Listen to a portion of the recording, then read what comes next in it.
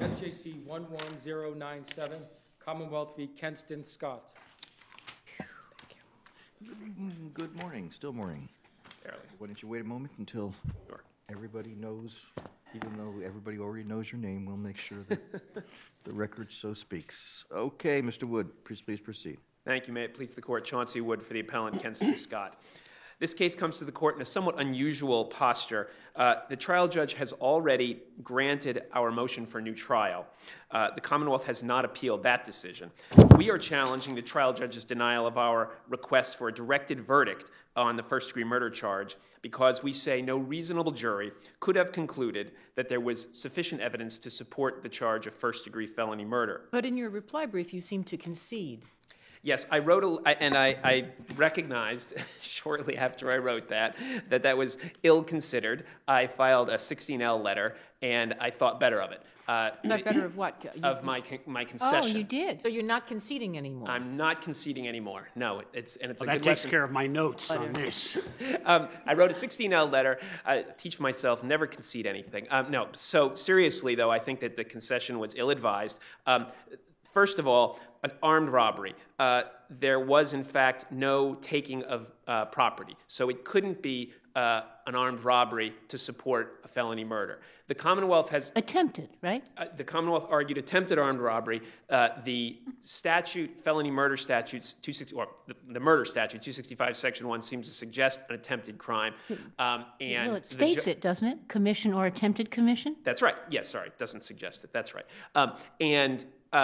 Nevertheless, it's our position that, in fact, because attempted armed robbery is a statutorily separate crime, defined separately, and punishable by only 5 years in prison, whereas armed robbery is punishable by maximum life in prison, that attempted armed robbery should not be a basis for first-degree felony murder.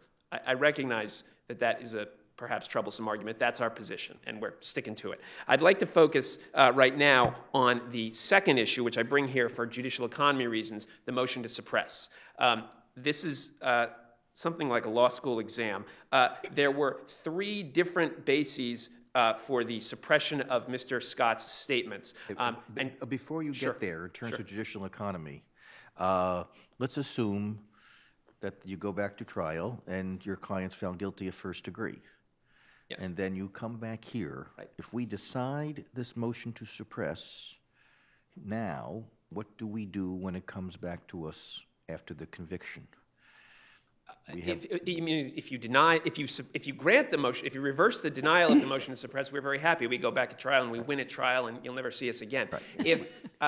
If you affirm the trial judge, I think we'll have to brief collateral estoppel probably, or res judicata, or something like that, issue preclusion, claim preclusion, and there will probably be, if we try and re-argue the issue. I mean, if the court addresses my arguments in this decision, I won't be making the same arguments if I come back after conviction of first-degree murder. That wouldn't be to anybody's advantage, including my own.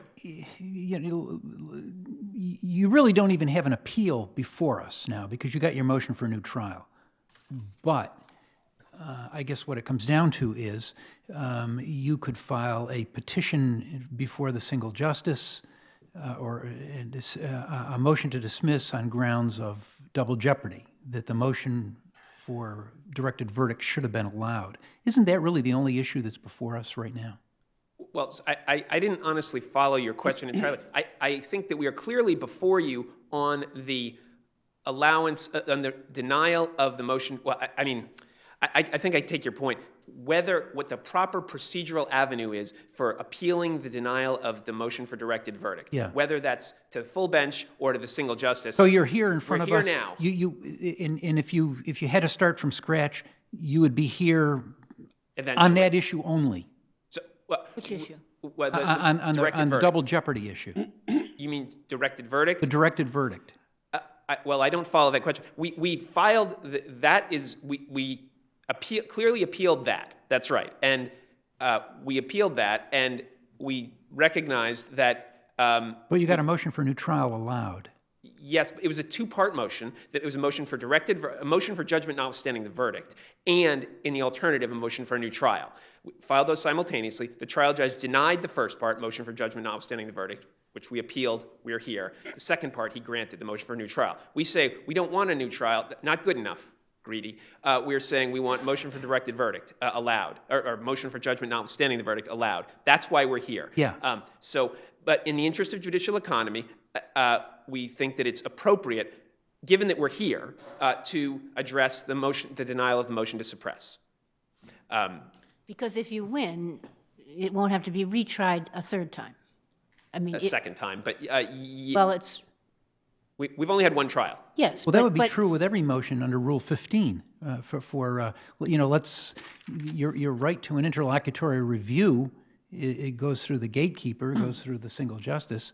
You're saying that every denial of a motion to suppress should be appealed.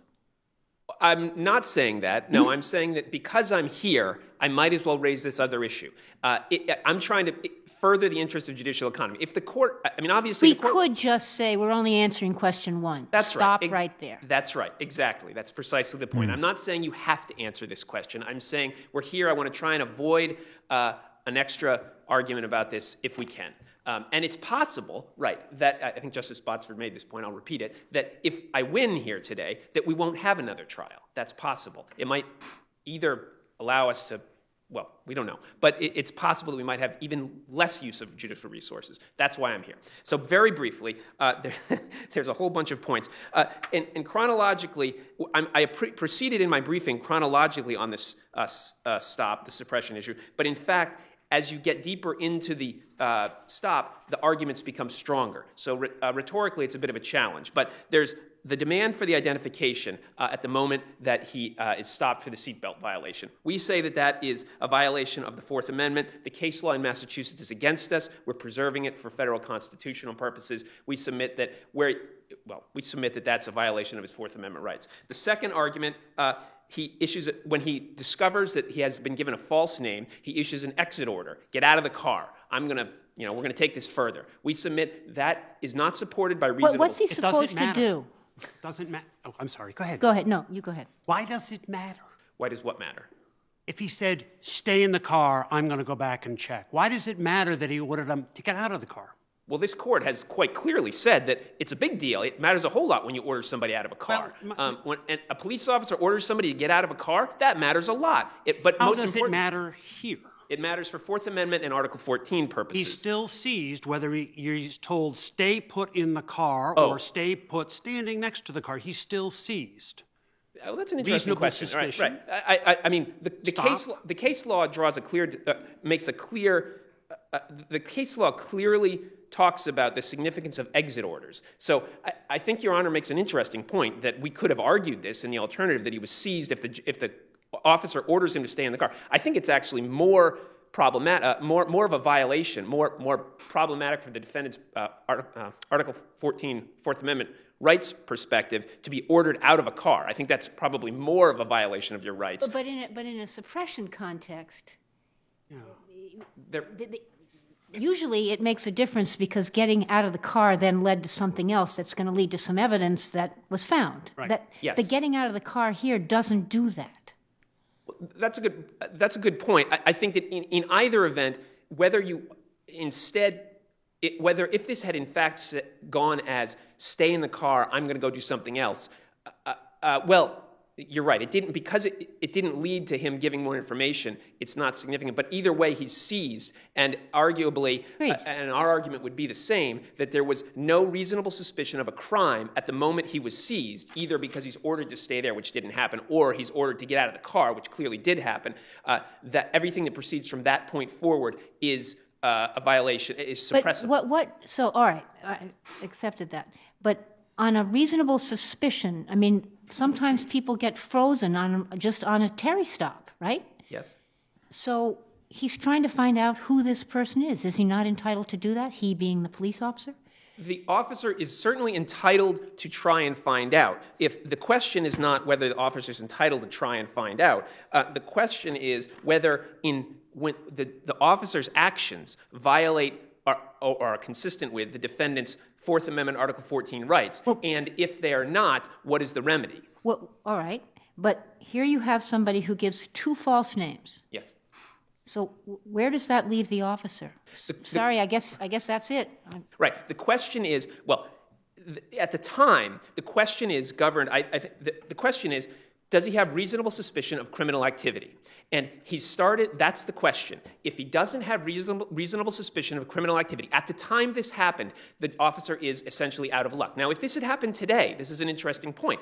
If this had happened today, the answer is different, because under the Commonwealth points the court to General Law, Chapter 268, Section 13B, which talks about obstruction of a criminal investigation. We know that statute. Right, okay. So it's been amended since Mr. Scott stopped to include civil infractions. So at the time, it did not include criminal infractions. Civil, it didn't include civil. I'm sorry, it did not include civil infractions. So he's clearly investigating a civil infraction, failure to wear a seatbelt. And so as unpleasant as it is, the officer has to, when you're given false names and somebody refuses to comply with that, there is no remedy at that time. Today, there is a remedy. He can arrest him for refusing to give his name until he sorts this out and gives him his $50 ticket or something else. So that's the answer. Today, this is no longer a problem, to the extent you view that as a problem. Does there have to be an identifiable crime? I think, well, the language is reasonable suspicion of criminal activity. But of a particular crime? Well, I think that I would... Couldn't you just get very suspicious of somebody who keeps giving you false names? They're doing that for a pretty good reason. Well, maybe they just don't want you to know who they are because they're already wanted for something else. 2 points. Whether you could or not, I don't know how to answer that question, honestly. The officer, but except to say, in the record here, the officer said, I didn't, for unknown reasons. He was giving me false names for unknown reasons. So the officer couldn't, and we speak, when we're talking about Fourth Amendment reasonable suspicion, we talk about articulable facts. I suppose we have the articulable fact of 2 false names, but of criminal activity. The officer never articulated a specific crime. Your Honor. The question is, does he need to? Does he need to? I don't know if he does. The officer is saying here, I didn't know at the time why he was giving me these false names. I didn't have a specific belief. I think the Commonwealth will say he could have had a reasonable suspicion that he was dodging warrants, which is exactly what he was doing. But that's, first of all, I say that's not a crime. Second of all, I say that, as you recall, I said at the beginning, my rhetorical arguments get stronger as we go into this. That's not all that happened. What happened was, when he gets the second false name, he says, that's it, I'm taking you to the station, and we're going to sort this out. That is clearly an arrest, requiring probable cause that a crime has been committed. That, I think, is the ballgame for us. That shows that he didn't have, it's clear that he didn't have probable cause to believe a crime had been committed. Well, what about the, if you take it at the prior step and say, well, he had reasonable suspicion that maybe he was dodging warrants. And so then that's suspicion of criminal activity. And then when he gets the second false name, the intimidation statute kicks in. The intimidation statute kicks in. Well, let me back up. I have to say something that I didn't brief, but the more I thought about it, the more troubled I became about this. What you really have, and I want to take on head on this notion that it's reasonable to suspect he's dodging on a arrest warrant. Of course, we have the benefit of hindsight here. But in fact, I want to change the framework and say, what is the most reasonable thing to consider in this situation? You've got an officer, 4 black people in a car. A black man is asked as a passenger in a car for a minor motor vehicle infraction, give me your identification. And he gets a false identification. I, in my life, have never been asked as a passenger or a driver for identification for a seatbelt violation. I submit that the most reasonable proposition there is that this is an act, when you get 2 false names from a black passenger in a car for a minor motor vehicle infraction, is civil disobedience because I think you're messing with me, because you're not imposing the law equally. So I challenge on its face this notion that that's the most reasonable assumption in that situation is that somebody's dodging warrants. But beyond that, I don't think that I think that the answer here is there is no basis to believe. The intimidation statute, I don't understand how that would apply. But I go back to my original point that he had to have probable cause to believe that a crime had been committed based on giving of false names. So when you say I mean, what the judge said was, we don't really have to reach that question. I'm now at stage 3, or whichever, anyway, the ultimate one. That Yes. we're going to go to the station and you're going to give fingerprints and whatever else he said. Yes. And the judge says, I don't have to consider that because, in fact, at the threat of that, or at the articulation of that, your client gave his name. So I addressed you say that. that's it doesn't matter. I addressed that bluntly in my brief. I'm trying to find the page. But the bottom line is, it's not a mere threat of being arrested. It's, we're going down to the station. The officer has already demanded identification, has already dragged him out of the car, has already put him on the curb, has already frisked him. There's no dispute here. No reasonable person could believe he was not under arrest at this point. That when the officer says, I'm going to take you down to the station, he really is going to take you down to the station. It's clear as a matter of Fourth Amendment law, he was under arrest at the moment the officer said that. Couldn't leave. Whether he goes to the station or not, there's no way he could leave. And the officer quite explicitly said this. It's in the record. At that point, he was not free to leave. So it's clear that he had been placed under arrest. If there are no further questions, thank you.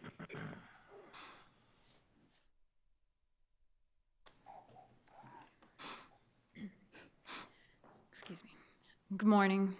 May it please the court, Mary Lee, Assistant District Attorney from the Plymouth District for the Commonwealth. I'll start at the beginning. I realized there were, as my brother said, a lot of issues making it like a law school Before exam. you get to those issues, what is your position as to whether we should reach anything other than the issue of the sufficiency of the evidence? The defendant was also convicted of possession of a firearm, so that charge is before the court. And so if this court found that because that wasn't reversed by the motion judge, so if this court found that the statements shouldn't have come in and harmed him as to the possession of a firearm, then it would determine whether you should reverse the firearm charge or not. In addition, if you find that the evidence was insufficient for the felony murder under the merger issue, then the proper remedy for that is to reinstate the armed home invasion that was dismissed as duplicative, and that would also then require your consideration of whether the statements were properly admitted, and if not, whether they harmed the defendant as to that charge. Okay, so you say we should reach the issue of motion to suppress, or you don't tell us we should not? I think you have to consider it for at least for the possession of a firearm charge, because my position is that the evidence was sufficient under the merger issue, and so it's not so much for the armed home invasion. I can jump to the end of that statements issue on the firearm. The defendant was tried with co-defendant Jamie Resende, and so there were Bruton issues, so only a portion of the statement went in. It's the first 25 minutes up to the time period when they broke to have a bathroom break or a rest break. And so it's the first 25 minutes, and the defendant's statement was, it wasn't me, I was there to buy weed. I went to Pico's house. A girl, I don't want to name her, arranged the buy from Pico being the victim. So I went there, I'm going to buy weed. People start shooting. I try to get in the house because people are shooting at me. And then I run away and leave my girlfriend's car there, and I didn't have anything to do with this. I did go to someone's house and smoke weed for 15 minutes prior. He didn't name those people. And you can see, obviously, if Jamie Resende had been named in that, then that would have been Bruton, so that he doesn't name those people. He said, I smoked weed at a house for 15 minutes, then I took off by myself in my car. And so that statement does not in any way inculpate him in terms of the possession of a firearm. In fact, it's exculpatory. It's helpful to the Commonwealth's case because it shows that he is present there and that he knows that the victim is a marijuana salesperson, which is the motive for this whole crime.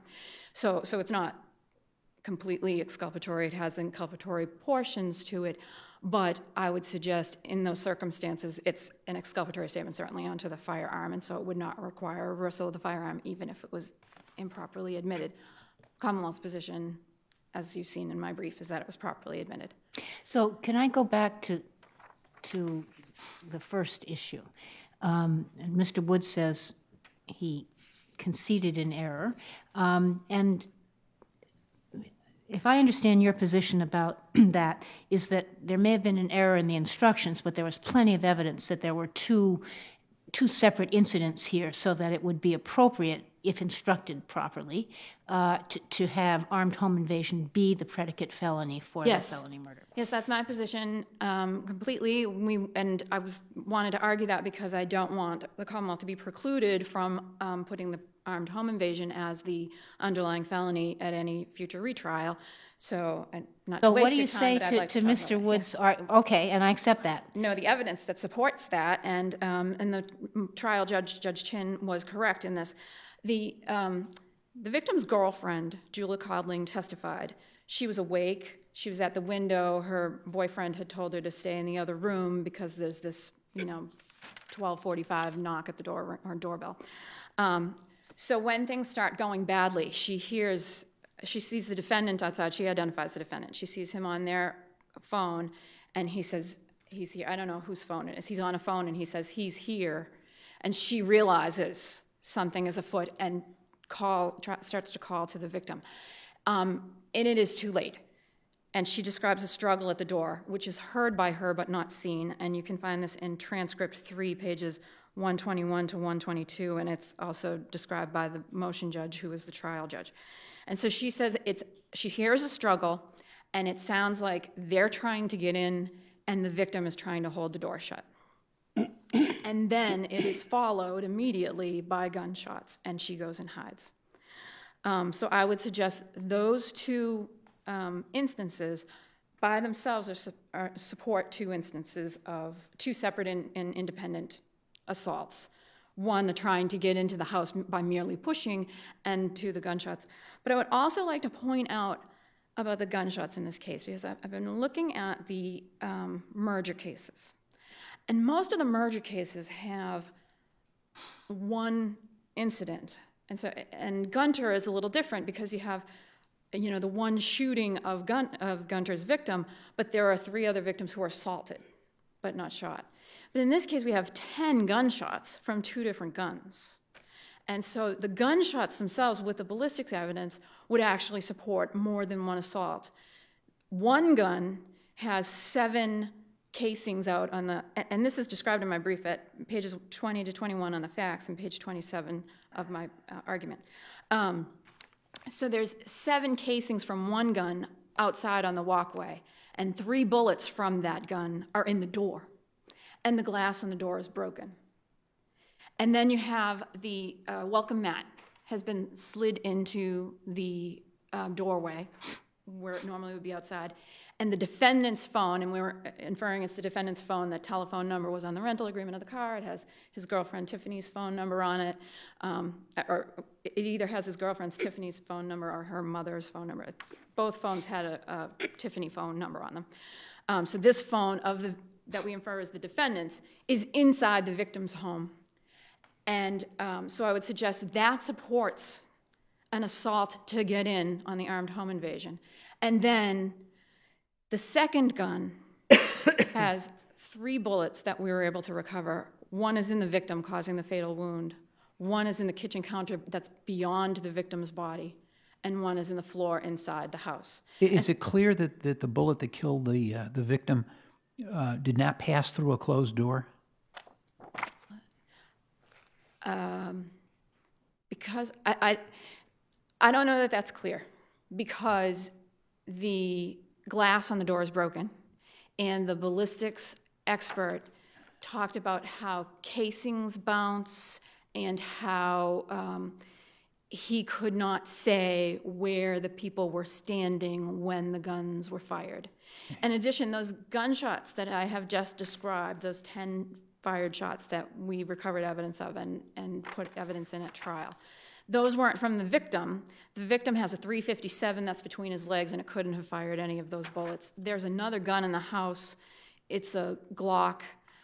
My recollection is that the Glock is recovered in the basement near the victim's money and drugs, although the motion judge made a reference to a question to Julia Codling about the gun being in the kitchen. So I would just note that when the SWAT team came in because of the phone call to the police, they had a dead or dying person on the floor. They were trying to make sure no one else was in the house. One of them actually apparently pointed a gun at Julia Codling. So this was a disturbed scene as well. So to answer your question, no, I don't think I can clearly say that the shot that killed the victim was fired through the door or while in the house. I can't. I don't think the ballistics in terms of the order of things, if I'm understanding you correctly, you say the second gun and 3 bullets, and one's in the kitchen, which is farther in, and one is in the victim, and one is in the floor. How do you know that those weren't all part of the initial effort to get in? Well, if we only had gunshots, we'd be in a different position. I mean, we have Julia Codling struggle at the door, and so that should be sufficient.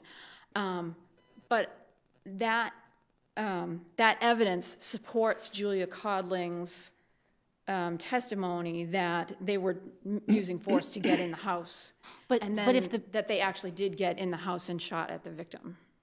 But the separate assaults against the victim, one was the door being pushed, the other one was the gunshots.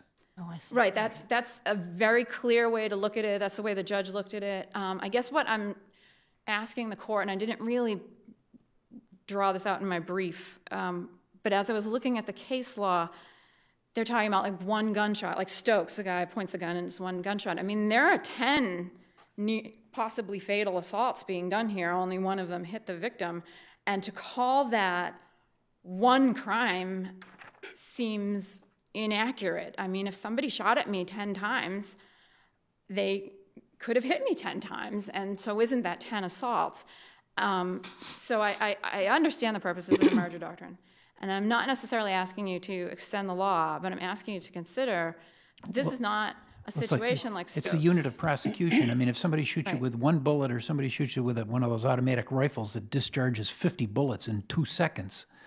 Right, but this is 2 guns, right, and you have bullets going into the door and bullets going into the victim, and so I would suggest even if you just had the gunshots, I would suggest that would be supportive. You'd need the jury to make the finding on the instructions, which is what we were lacking. Bell came out after the trial in this case.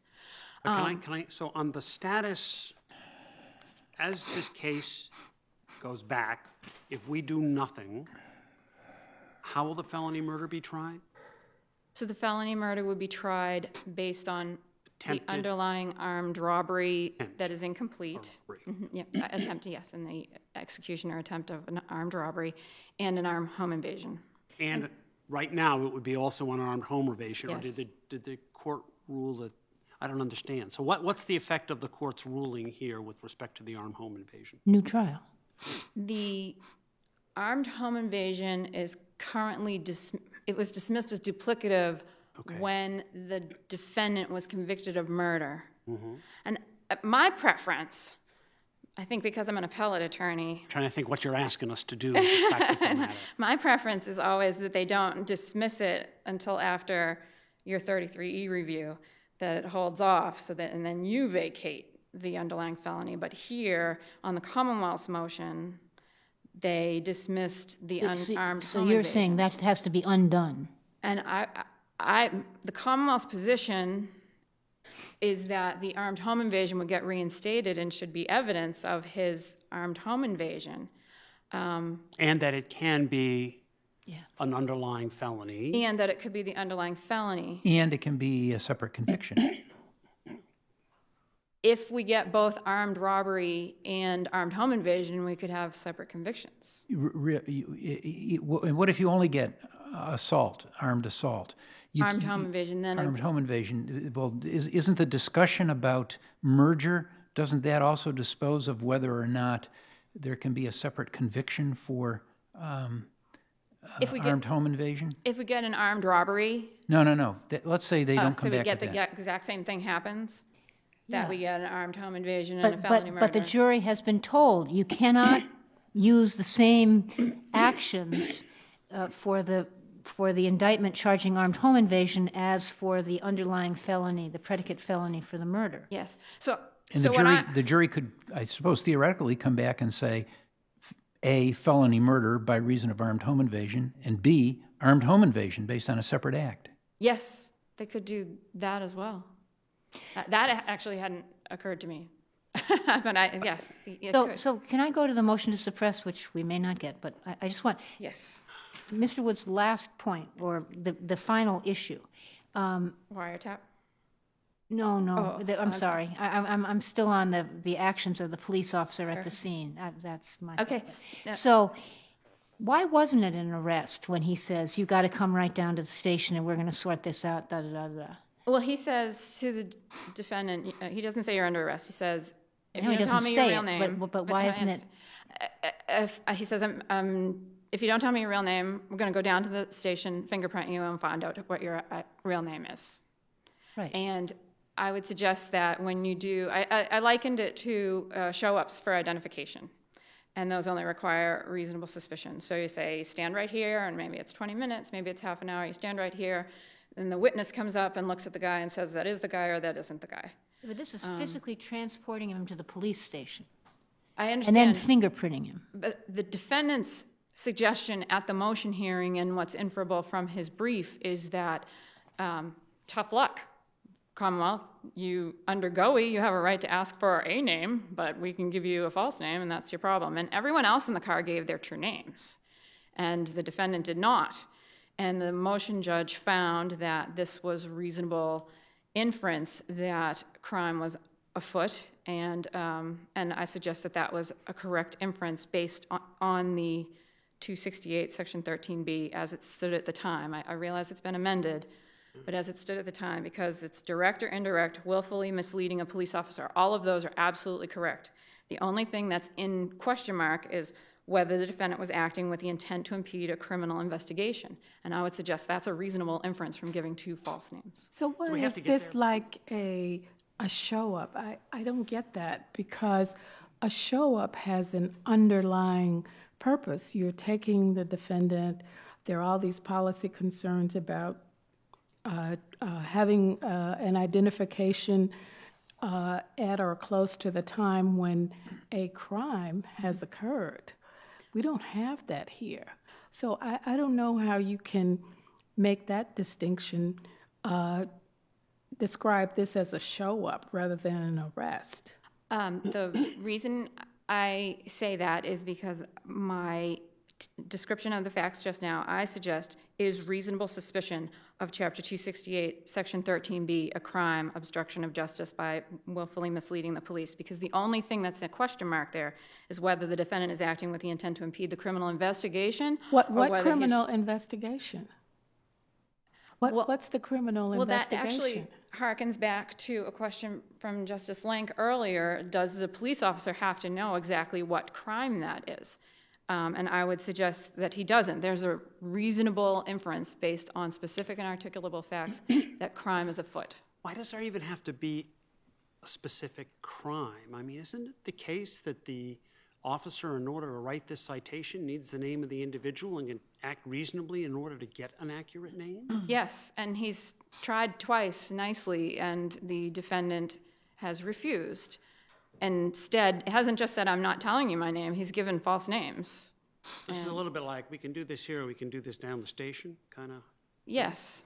So, Decides he wants to do it here and gives them a name, and sure enough, there's a murder warrant outstanding for him. yes, and I realize I'm well over my time. I just want to make sure that the court got my 16L letter regarding an additional document that I found that, When did you send it? it was August 4th, 2014. It's that document has- that's outside of the record. Yeah. I provided to the court in terms of requirements of candor and as an officer of the court, because the motion judge had relied on the notation NA on the phone use, and there is another version of the booking report that evidently wasn't before the motion judge that does not have that notation, and that is why I What impact does provided it. that have? In terms of the felony murder, it has no impact because the defendant can readdress his motion to suppress. Commonwealth versus Richmond permits a judge to entertain new motions to suppress, and he's actually been granted the opportunity to address the wiretap issue, which is not before this court. Judge Locke said you'll have to address that in another motion. So in terms of the felony murder, he's going to be doing a new motion to suppress anyway, and that can all be hashed out by a fact-finding court. In terms of the firearm, as I explained earlier, his statements that were offered at trial really have no inculpatory impact on the possession of the firearm, and I'd ask you to affirm that conviction. Is that one really before us to be affirmed? I don't understand how that's before us. The defendant filed a notice of appeal from his convictions. He brought a motion for new trial that did not address the conviction of the possession of the firearm.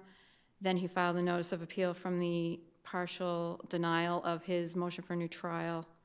And so the statements were offered at the trial for the possession of the firearm. So the convictions have been bifurcated, essentially. They've been separated out. New trial on one and the essentially. Oh, yes, he was only granted a new trial on the felony murder. Not but on the firearm. appeal is from his conviction. And his motion for new trial. Okay, I admit it's...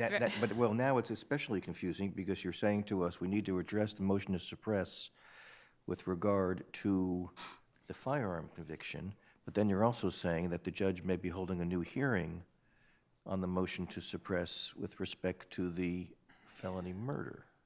Well, with respect to the wiretap. I apologize I didn't make that clearer in the beginning when I tried to answer your question.